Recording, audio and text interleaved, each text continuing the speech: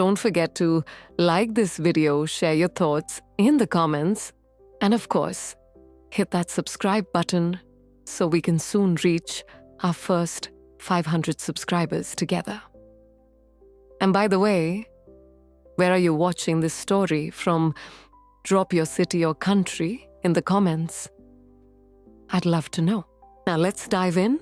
The email arrived on a Tuesday afternoon, right in the middle of that heavy post-lunch slump, when the office felt as if someone had draped a thick woolen blanket over every desk. My name is Linda, and for the past 23 years, I've been rooted at Harrington Financial, a small but steady cog in a machine that ran like clockwork, predictable, reliable, sometimes too predictable.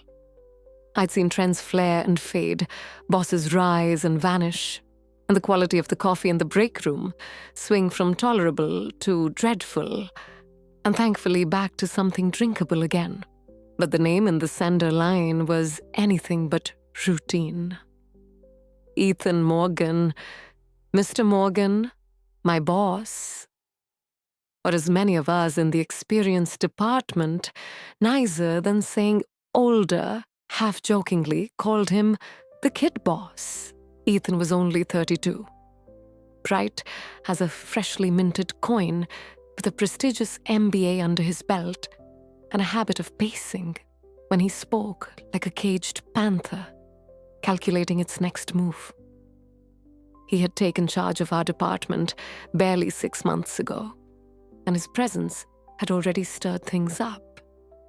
Always polite, yes, but there was an intensity in him, a restless drive that often left me and the other long-timers feeling like antique furniture placed in the middle of a sleek, modern apartment, solid but a little out of place. The subject line on the email was just 2 words: quick chat. My heart thudded. That kind of thud you feel when you're walking alone down a dark street and suddenly hear footsteps right behind you. A quick chat with the boss almost never meant praise or a raise. Out of nowhere, it usually meant the opposite. My mind, always ready to imagine the worst, began flipping through possible disasters. Had I missed a deadline? Was there a complaint about my work? After all these years, was this it? Was I finally being replaced by someone younger, faster, more in tune with the new way of doing things? The thought chilled me more than the Arctic blast of the office air conditioning ever could. I glanced around my little cubicle, my small square of personalization in a desert of beige. On one corner of my desk stood a framed photo of my grown children, Mark and Elena, smiling forever young in those snapshots. On another sat a slightly drooping succulent Eleanor had given me. Despite my notoriously black thumb, I had managed to keep it alive for over a year. A tiny victory, but mine nonetheless. This space, this desk, these mementos, they were mine. The thought of losing them before I was ready felt like a punch to the stomach. I finally opened the email. Linda, could you stop by my office around 3:30 this afternoon for a quick chat? Ethan? No smiley faces, no exclamation points, just direct and to the point. His style. For the next 90 minutes, my concentration was gone. I reread the same report 3 times without absorbing a single word. My cursor blinked back at me like an impatient metronome.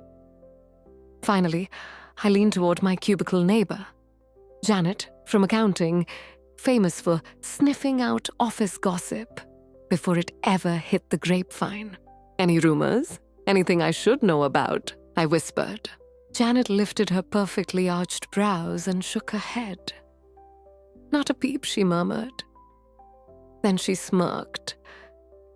But you know how these young bosses are. It could mean anything. Or nothing at all. Thanks, Janet, I muttered. Very reassuring. By 3:28, I was on my feet. I smoothed down the front of my navy blouse, the one I always wore when I wanted to look professional but invisible. I sipped lukewarm water, hoping it would steady me. My reflection in the blackened computer screen revealed a woman with more silver than gold in her hair, these days, pulled back neatly. A few extra lines etched around my eyes. And in my gaze, that unmistakable nervousness I couldn't hide even from myself. "Come on, Linda," I whispered under my breath. "You face tougher things than a 30-something boss."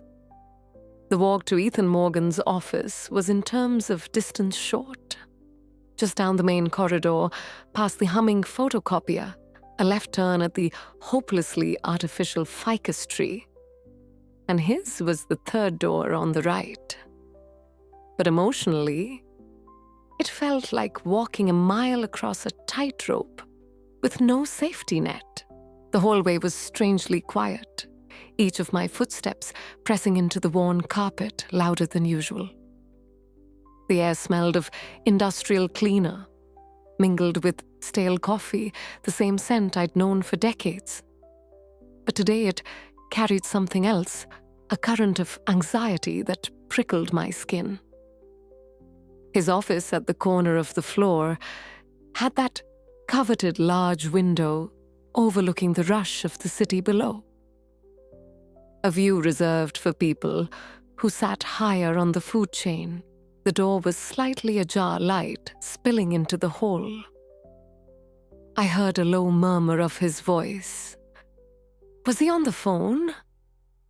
My palm went clammy as I lifted it to knock. Tap, tap, tap. Come in, Ethan's voice called clear and steady. I pushed the door open and stepped inside. His office was nothing like the rest of our aging floor. Modern, sleek. Grey walls adorned with abstract art I couldn't make sense of. A broad dark wood desk sat in the center, immaculate, only a laptop, a polished pen holder, and a single framed photo I couldn't quite see from where I stood. Ethan was by the window, hands in his pockets, watching the city unfurl beneath him. He wasn't on the phone. He was alone. When he turned toward me, I noticed something different. He didn't look like the kid boss everyone joked about. His expression carried weight, thoughtful, maybe even a little tired. A crease had formed between his brows that I didn't remember seeing months ago. "Linda, thanks for coming. Close the door. Please have a seat." His voice was calm, almost gentle. He gestured toward the 2 plush chairs in front of his desk, far more comfortable than the stiff, standard issue chairs the rest of us endured. I shut the door, the click echoing too loudly in my ears, and sat on the edge of the cushioned hands, clasped tightly in my lap. The silence lingered, thick. He kept his gaze on the window for a moment longer, the late afternoon sun slicing shadows across his minimalist space. Finally, he moved not to sit behind the desk, but to lean casually against its edge, facing me directly. The informality of it threw me off, more than the summons itself. "So, Linda," he began, his voice softer than I'd expected. "I wanted to talk to you about something a little different. The word rattled in my mind. All the nightmare scenarios I'd rehearsed fizzled out like faulty light bulbs. Different could mean anything, especially from someone like Ethan, who never seemed predictable. I nodded, throat dry, waiting. Outside the city thrummed oblivious. But in here, the air felt sharper, charged. It wasn't fear anymore that I felt rising in my chest. It was anticipation, Something was unfolding unscripted, and I had no idea where it was going. He met my eyes, his hazel gaze steady older somehow than his years. "I've been reviewing some of the older project files," he said at last, "the ones from before I came here. In particular, the community outreach initiatives from maybe 10-15 years back." I blinked. Community outreach? That felt like another lifetime in corporate years. My pulse quickened as memories surfaced programs I'd been deeply involved in. Partnerships with local schools, charity drives, efforts that felt meaningful, tangible. They'd faded quietly when budgets tightened, buried under shifting priorities. Yes, I said, my voice rough with surprise. I remember. I was on the team that built a few of those. Ethan nodded, lips curving into the faintest smile. "I know you were. Your name is everywhere in those files, not just as part of the team, Linda. As the lead. The ideas, the foundation. So much of it came from you." This caught me completely off guard. I'd assumed all of that work, all that passion, had long been buried under layers of corporate restructuring and shifting priorities. To hear him mention it now with such clarity and respect was disorienting. That was a long time ago. I said, my tone a little too defensive. The company had different priorities back then. Maybe Ethan replied thoughtfully. He pushed himself off the desk, taking a few steps toward the window, then turned back. There wasn't the usual restless pacing I had come to expect from him. Instead, his movements carried a quiet, contained energy. But I've been studying the impact reports, he went on. The positive press, the lift in employee morale, the real difference it made in the community. It was impressive, Linda. Genuinely impressive. I felt warmth rising up my neck. Praise from a boss was rare enough, but from Ethan, who usually spoke only of future goals and efficiency metrics, it was almost shocking. "Thank you," I murmured, still wary. Was this just polite conversation before he delivered bad news? That suspicion clung stubbornly, like a weed sprouting in the back of my mind. Then he did something even more surprising. He pulled out the second visitor's chair and sat down directly across from me. Not behind the desk, not separated by a barrier of wood and authority. Almost knee to knee. Suddenly, the atmosphere shifted, less formal, more personal. Some of the weight pressing on my chest began to ease, replaced by a cautious curiosity. "Linda," he said, leaning forward slightly, his voice steady and earnest. "The reason I asked you here is because the board is starting to discuss corporate social responsibility again. Not as a buzzword in the annual report, but as something meaningful, something we truly need to reinvest in." My heart fluttered. Not with anxiety this time, but with something else. Hope. A quiet excitement I hadn't felt at work in years. "They're asking for ideas," Ethan continued, "and most of the proposals I've seen so far, well, they're uninspired. Generic, just recycled corporate fluff."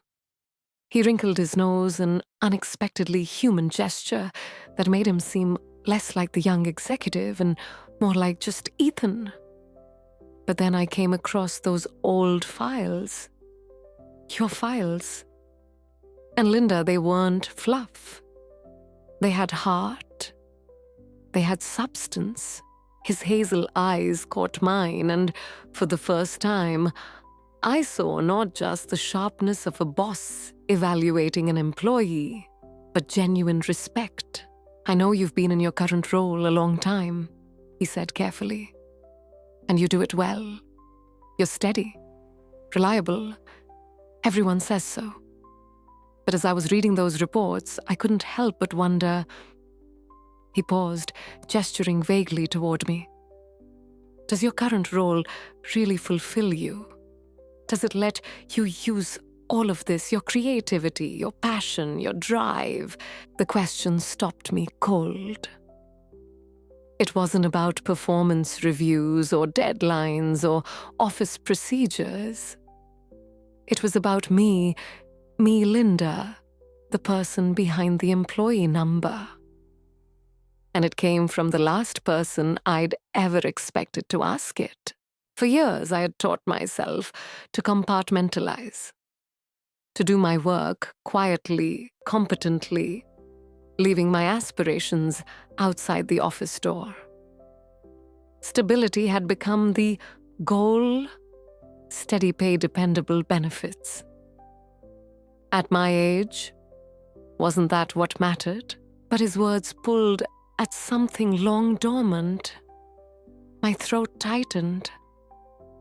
I enjoyed that work very much, I admitted softly. It felt like we were making a difference. Exactly, Ethan said, his eyes brightening. Making a difference. That's what's missing, and that's what I want to bring back. He leaned back thoughtful, but there was a spark in his gaze now. Look, Linda, that's why I wanted to talk to you privately. I have a proposal. It's still just an idea, something I'll need to shape before presenting to the board. But if it moves forward... He held my gaze. I can't think of anyone better to lead it. The words landed like electricity. Led it. After decades of quietly working in the background, blending into beige cubicles and forgotten reports, was he really offering me something new, something significant? The tension that had once pressed heavy in the room was changing, morphing into something alive, electric. A current of possibility I hadn't felt in decades surged through me. The office, which only an hour ago had felt like a place of authority and quiet dread, now seemed transformed. The glow of city lights was beginning to shimmer outside the window as dusk crept in.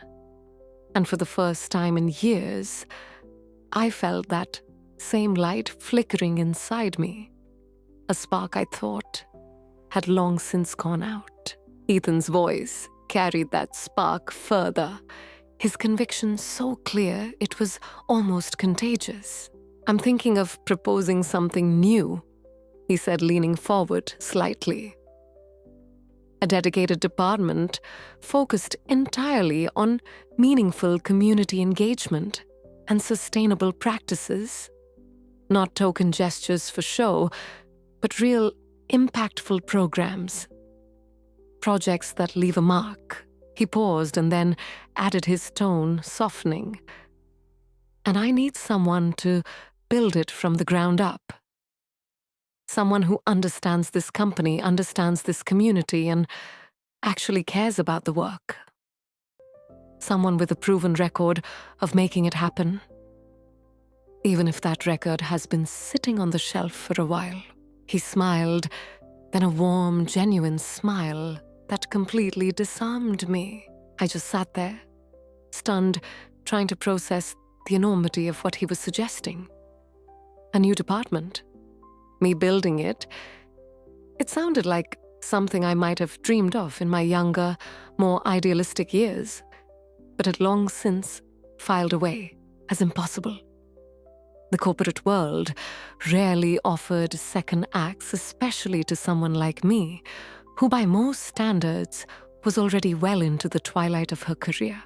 Ethan, I don't even know what to say, I stammered, my carefully constructed professional composure beginning to crumble. This wasn't just about a job. It was about being seen, about someone finally recognizing abilities and passions I had quietly buried. That's a huge undertaking. It is, he agreed, the smile fading into seriousness again. And it won't be easy. There will be challenges, resistance, layers of bureaucracy. But I believe it's essential, not just for our image, but for the soul of this company.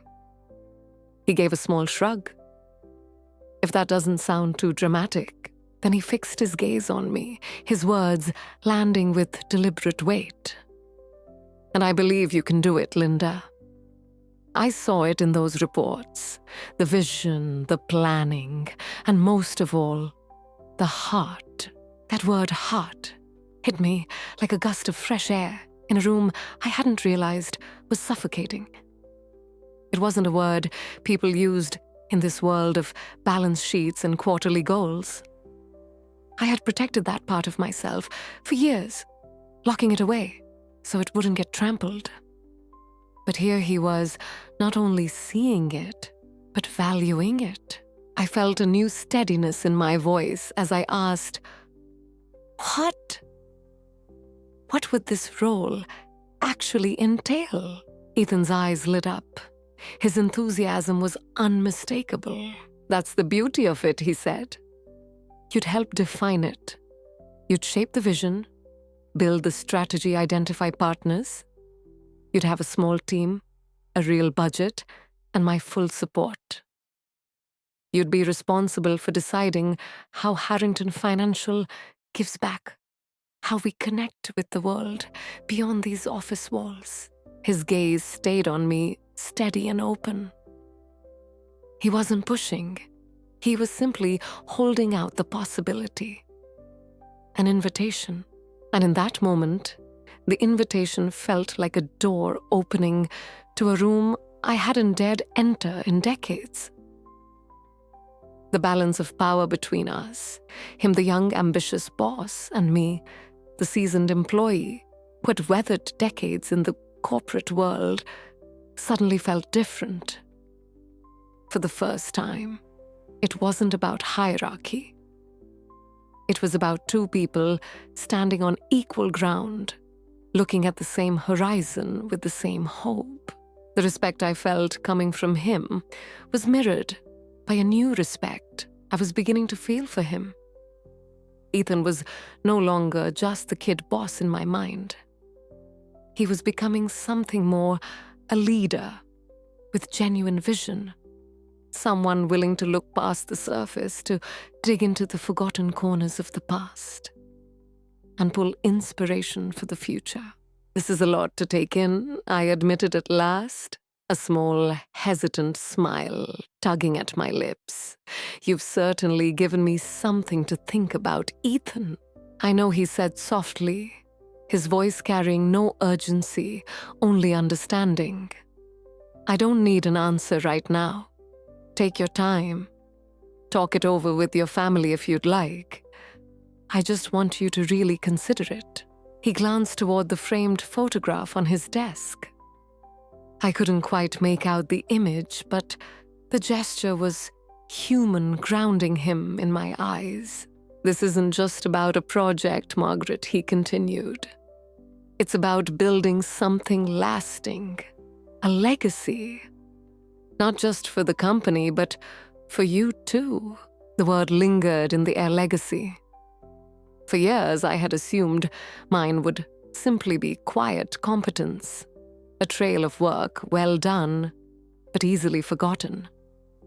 The thought that it could be something more, something aligned with my values, was overwhelming in the most unexpected way. The tension I had carried into the meeting was gone. In its place was a profound connection, a spark of shared purpose. For the first time in so long, I felt like maybe this wasn't the ending of my career, but rather the beginning of a new and thrilling chapter. Even the office itself seemed transformed. What once felt cold and intimidating was now alive with possibility. The sweeping view of the city outside no longer symbolized hierarchy and distance. It looked like a canvas waiting to be painted with something meaningful. "Thank you, Ethan," I said quietly, my voice steadier than before this time, carrying warmth straight from my heart. "Thank you for seeing something in me I thought had been forgotten long ago." "The credit is yours, Margaret," he replied, smiling in a way that softened every hard edge. "You did the work. I just happened to find the map." When he stood, I rose too. And instead of the usual end-of-day weariness, I felt lighter, almost buoyant. "Think it over in the next few days," he said as he opened the door for me. "We'll talk again early next week." He paused, his hand resting on the doorknob. "And Margaret, whatever you decide, I want you to know how much I value everything you've given this company. Not just in the past, but right now today." Those simple words undid me. They tore down the walls I had built to separate who I was from what I did. In that moment, I wasn't just an employee. I was seen. As I walked out of his office, the once harsh fluorescent lights of the corridor felt softer, warmer. The air wasn't stale anymore. It carried with it the freshness of possibility. That short walk back to my desk wasn't a retreat into routine. It was a step forward toward a decision, toward a future I hadn't dared to dream of just hours before. The young boss had surprised me. More than that, he had given me back a part of myself. And now I want to ask you, where are you watching this video from? Leave a comment so we can see how many hearts are joining us from all over the world. And don't forget to subscribe to Golden Age Doctor, because we're just a little bit closer to reaching 500 subscribers. Thank you so much for joining us.